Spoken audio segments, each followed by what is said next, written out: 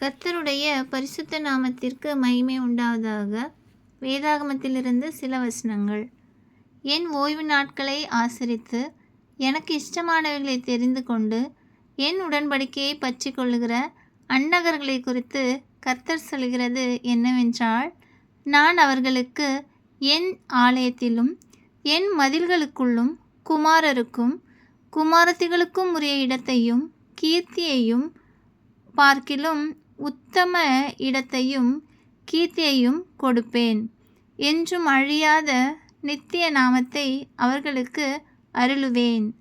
கர்த்தரை சேவிக்கவும் கர்த்தருடைய நாமத்தை நேசிக்கவும் அவருடைய ஊழியக்காரராய் இருக்கவும் அவரை சேர்ந்து ஓய்வு நாளை பரிசுத்த குலைச்சல் ஆக்காதபடி ஆசரித்து என் உடன்படிக்கையை பற்றி கொண்டிருக்கிற அந்நிய புத்திரர் அனைவரையும் நான் என் பரிசுத்த பர்வதத்துக்கு கொண்டு வந்து என் ஜப வீட்டிலே அவர்களை மகிழ பண்ணுவேன். அவர்களுடைய சர்வாங்க தகனங்களும் அவர்களுடைய பலிகளும் என் பலிபீடத்தின் மேல் அங்கீகரிக்கப்பட்டிருக்கும். என்னுடைய வீடு சகல ஜனங்களுக்கும் ஜப வீடு எண்ணப்படும். ஆமென்.